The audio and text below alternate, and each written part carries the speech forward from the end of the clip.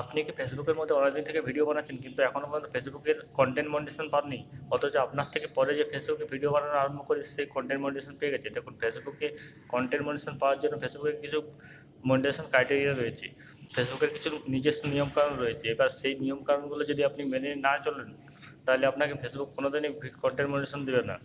তো এবার কি হয়, ভিডিও বানানোর সময় আমরা ভুলবশত ফেসবুকের মনিটাইজেশনের যে নিয়ম কানুন রয়েছে তার বিরুদ্ধে আমরা ভিডিও বানিয়ে ফেলি। তো এই ভিডিওর মধ্যে তোমাদেরকে দেখিয়ে দেবো যে তোমরা কীভাবে চেক করবে যে তোমরা কোনো ফেসবুকের যে নিয়ম কানুন রয়েছে তার বিরুদ্ধে কোনো ভিডিও বানাচ্ছ কিনা। তো ভিডিওটা প্রথম থেকে শেষ, ভিডিওটা স্কিপ করে করে দেখলে তোমরা কিছুই বুঝতে পারবে না, কারণ এই ভিডিওর মধ্যে আমি তোমাদেরকে দেখিয়ে দেবো যে তোমরা কোথা থেকে গিয়ে চেক করবে যে তোমাদের ভিডিওর মধ্যে ফেসবুক কোনো স্প্যাম রিপোর্ট দিয়েছে কিনা। তো চলুন যাওয়া যাক মোবাইল স্ক্রিনের মধ্যে। ওকে, মোবাইল স্ক্রিনের মধ্যে আসার পর আমরা চলে যাব আমাদের ফেসবুক পেজের মধ্যে। আমার ফেসবুক পেজটা ওপেন করে নিচ্ছি। এখান থেকে ফেসবুক পেজটা ওপেন হয়ে যাওয়ার পর আমরা যে প্রোফাইলটা রয়েছে সেই প্রোফাইলের মধ্যে একবার চলে যাব। ফেসবুক প্রোফাইলের মধ্যে আসার পর এখানে যে একটা অপশান রয়েছে দেখুন, প্রফেশনাল ড্যাশবোর্ড, এর মধ্যে একবার ক্লিক করব। এখানে ক্লিক করে আপনার যে এখানে যে অপশানটা রয়েছে উইকলি পারফরমেন্স, এর মধ্যে একবার ক্লিক করব। এখানে ক্লিক করার পর এখানে দেখুন একটা অপশান রয়েছে পেজ রিকমেন্ডেশন, যে আপনার পেজটা মানুষের কাছে রিকমেন্ডেশন করছে কিনা ফেসবুক, সেটা এখান থেকে প্রথমে চেক করে নেব। এখানে ক্লিক করার পর একটু স্ক্রল ডাউন করবেন, তারপর এখানে দেখুন একটা অপশান রয়েছে পেজ স্ট্যাটাস, এর মধ্যে একবার ক্লিক করবেন। আপনার সামনে এরকম একটা পেজ ওপেন হয়ে যাবে। তারপরে এখানে দেখুন একটা গ্রিন রঙের রাইট চিহ্ন রয়েছে, মানে আমাদের পেজের মধ্যে কোনো সমস্যা নেই। এখানে দেখুন ফেসবুক লিখেও দিয়েছে পেজ হ্যাজ নো ইস্যু, মানে আমাদের ফেসবুক পেজের মধ্যে কোনো রকম কোনো সমস্যা নেই। এবার দ্বিতীয়ত যেটা আমাদেরকে চেক করতে হবে, এবার যে 2 নম্বর যে জিনিসটা, যে ইম্পর্টেন্ট জিনিসটা, সেটা চেক করব। এবার এখান থেকে আমরা ব্যাক চলে আসবো, সিম্পলি ব্যাক চলে আসবো। ব্যাক চলে আসার পর একদম কেটে দেবো। কেটে দেওয়ার পর একটু নিচের দিকে আসবো, তারপরে যে এখানে দেখুন একটা অপশান রয়েছে রিলস, এর মধ্যে এবার ক্লিক করব।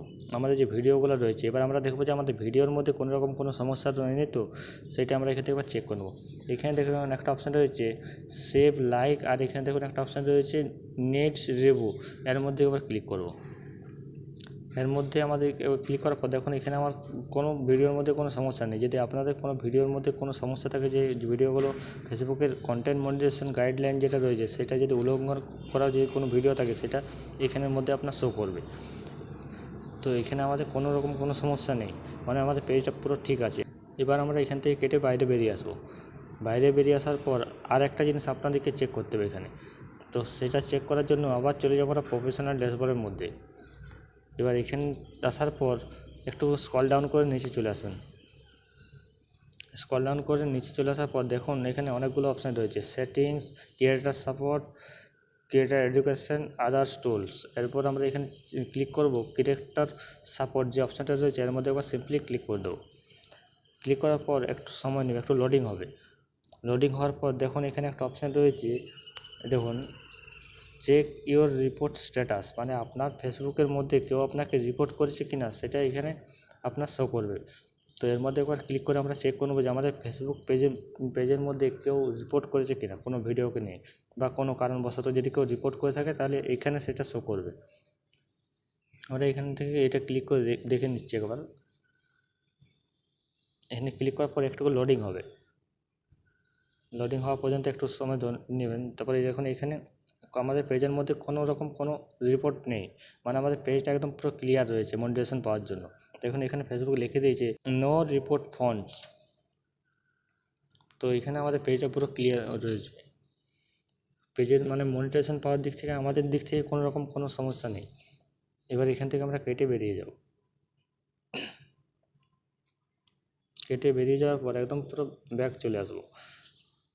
ব্যাক চলে আসার পর এই দেখুন আমার এখানে লাল হয়ে রয়েছে, মানে আমি 1 থেকে 1.5 মাস হলেও কোনো রকম কোনো ভিডিও আপলোড করতে পারিনি, একটু সমস্যার মধ্যে ছিলাম তার জন্য।